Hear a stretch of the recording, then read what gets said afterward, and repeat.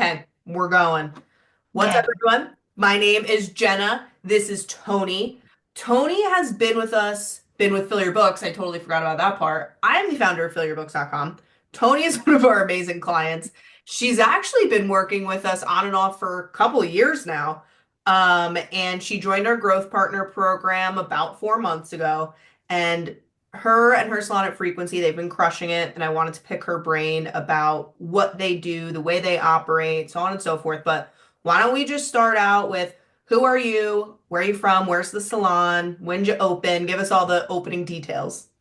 Okay. So I am Tony. I am the owner of Frequency Salon over in Houston, Texas. And we opened in August of 2023. Okay, cool. August of 2023. What are some of the things you guys, how many stylists do you have? What do you specialize in? What are some of those details? So in 2023, when we did open, we started with four stylists. What is today? It's April 2025. Yep. There's 11 of us now. Awesome. That's great. So, So when you, I know, so she's kind of been through the Fill Your Books kind of pipeline for a while. Her with Growth Partner, she had hired us on so we can do the marketing for her. So when you had came on with Growth Partners and you're like, I really want to know what they've been doing for me, what were the things that were happening within the salon, I guess, that made you want to reach out or made you want to figure out, okay, I feel like I need to have someone be doing this kind of for me? okay, so I really tried hard in the first set of the program. The first one, is that the growth partner one Well, you're that with, we started? good question, I'm right? like, yeah, let's separate these really quick. No, growth partner is what you're doing right now to where we're kind of Okay. performing for you, which we don't really have much of anymore. We've kind of closed that sector a little bit, but you originally you had done Inner Circle, which was, hey, I'm really That's right, trying to inner do this circle. myself. Okay. So, having the experience going through inner circle, it was amazing, and you are a fantastic coach. But when you're starting that baby, you are literally spread so thin that you're in like 10 places at one time. So Oh yeah, even though there was only four of us, right? We were trying to get to the point where we could grow. We were a new salon, we had benchmarks we wanted to hit and stuff like that.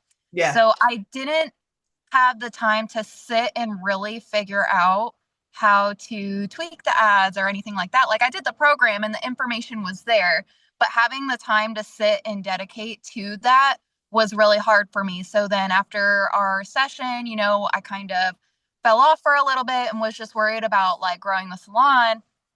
And then Jenna's lovely ads come up, and I'm like, oh my gosh, this is my reminder that they have that other program, which I will say at the time when we first started, we weren't there yet. We weren't yeah, at a place where we could actually go in and have someone do it for us because right. obviously, people's time is money, and we totally expect that.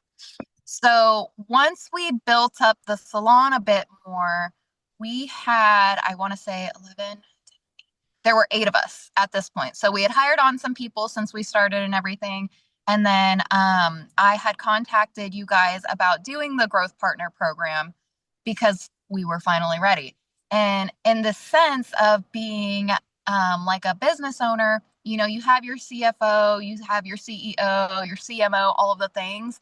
I really look towards y'all to be my CMO because I had other things I needed to be focusing on, and I finally could have that position in my business essentially. So Yeah, having someone who could go in and constantly look at the ads and give me the reports, like to just give me the real meat and potatoes and the summary of everything is so much easier than me trying to be a hairstylist, an owner, a scheduler, everything all the time and yeah, trying to put it together and figure out what I needed to do. So having you guys set everything up for us and constantly look at that and make sure like our cost per click is effective for what we're doing and all that, it totally catapulted us. Like, this is the reason why they're like, just let go and you need to delegate and let other people help you within your business. Like, you can't do everything yeah. forever. Yeah, no, you guys have been doing amazing. The way that you worded it was beautiful, and I've honestly never thought about it like that, which is bringing in somebody to be the CMO, right? Yeah. To be chief of marketing, because when one piece is missing, right? So what I'm thinking about when you bring that up is like you have us come in and we handle the marketing. If we were to just come in and set up ads and you guys weren't doing anything on your end, meaning all of the things that you guys are great at, you're super active on social media, you have a great internal team culture, you have a great client experience. Like if you guys weren't doing any of that, what we do wouldn't work.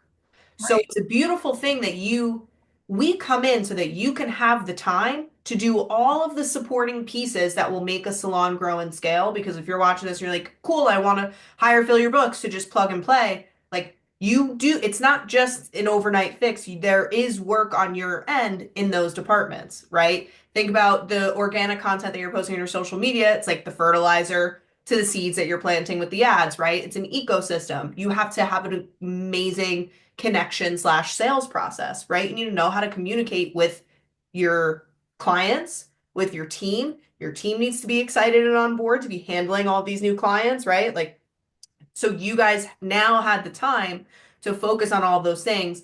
And that's something that I want to dive into a little bit. I know I want you to dive into some of the nitty-gritty and the numbers of things, of some of the success that you've seen. But I would also like to dive a little bit deeper into your internal team culture, because I think you guys have Mhm. cultivated a really beautiful thing and team. So talk a little bit about both of those things for me in any order that you see fit. Okay. So, my favorite thing in the entire world to talk about is my team because our culture is so sound. I don't think I've ever been in a salon atmosphere like this before, which is kind of one of the reasons I did want to branch off and like do my own thing Right. because I could see all of the holes in people's structures of their salon to Yeah. where it opens opportunity to not have everyone on the same page. Yeah. So here in our salon, I tell everyone that they're the boss.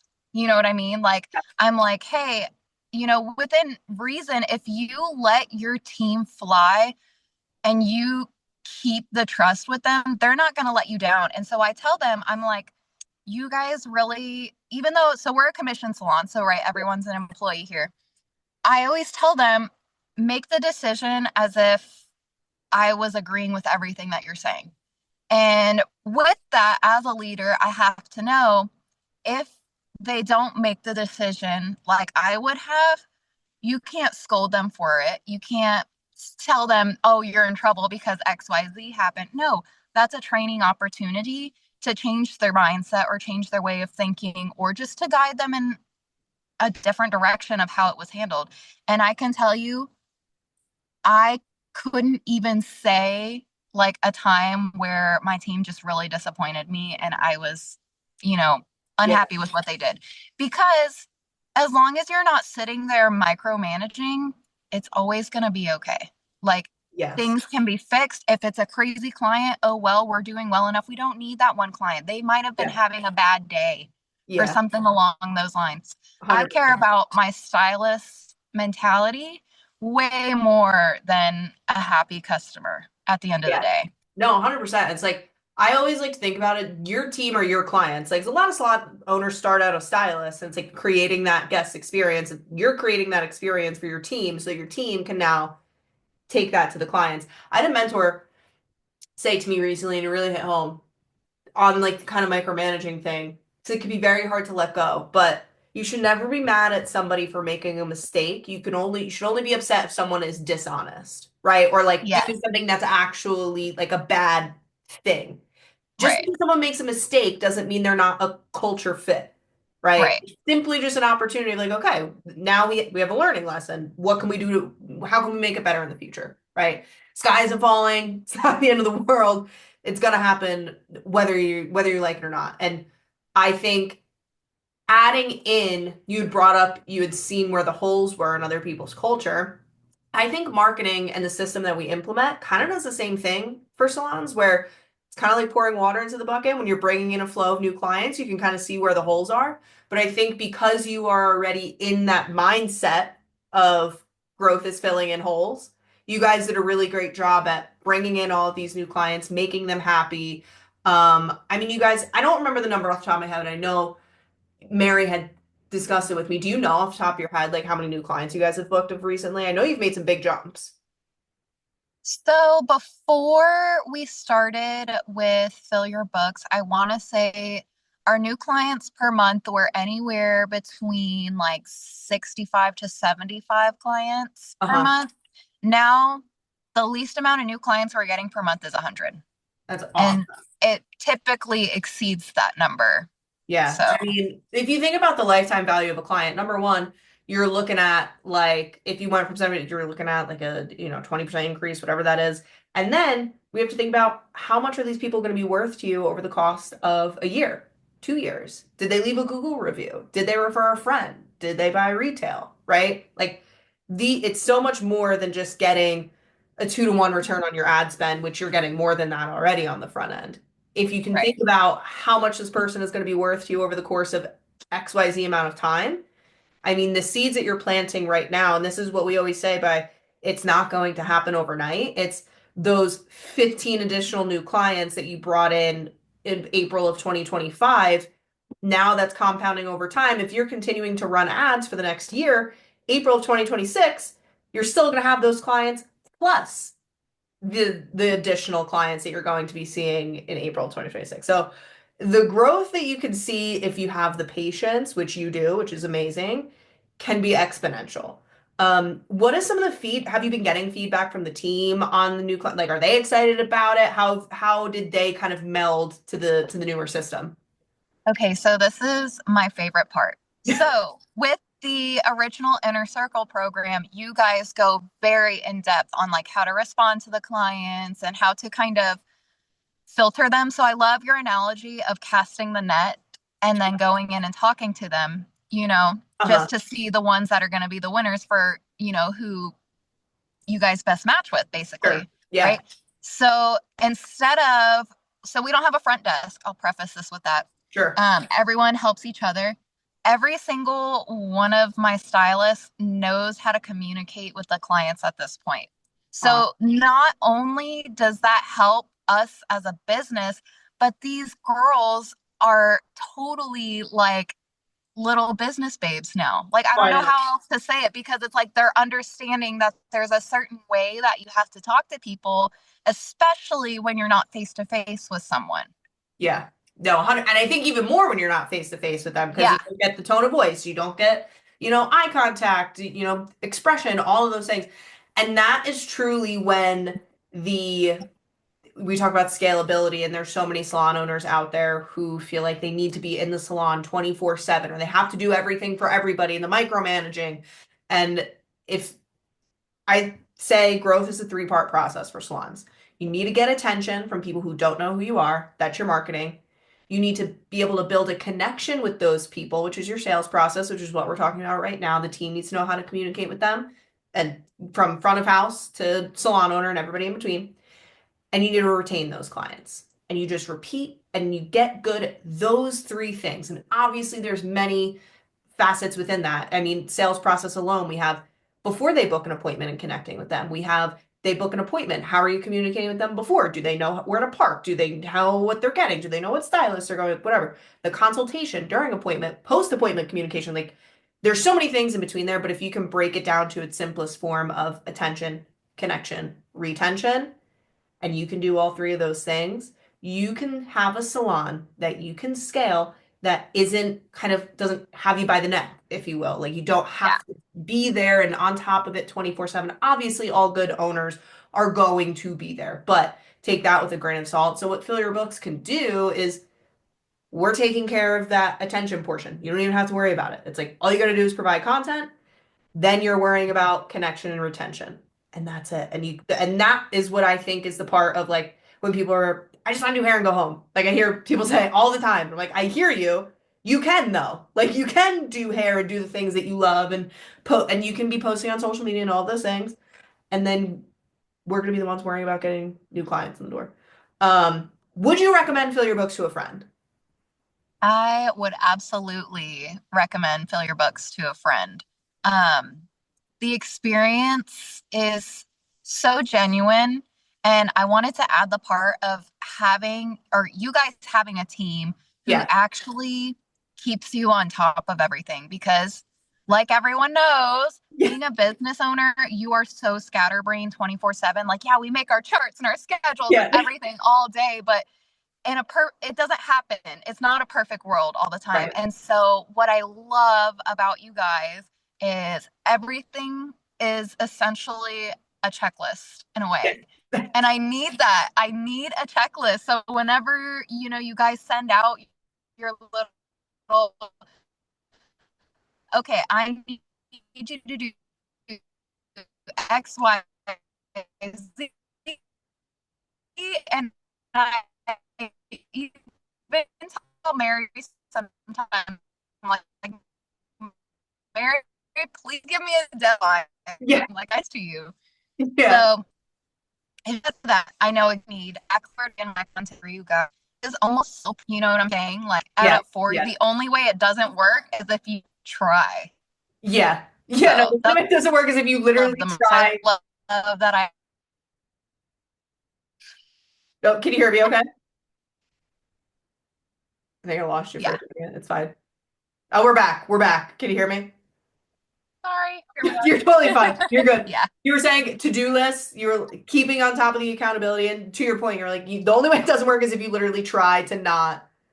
We try to break it down to as simple as humanly possible for you so that you have to try to like not succeed. We are really on top of I always like to say I think my number one priority for our clients is communication and knowing that you guys always feel super clear on what your objective is and what your responsibilities are and what our what is Fill Your Books up to? What are we doing each and every week for you? So that you feel super clear and on top of it. Can you hear me okay? Think I might have lost you.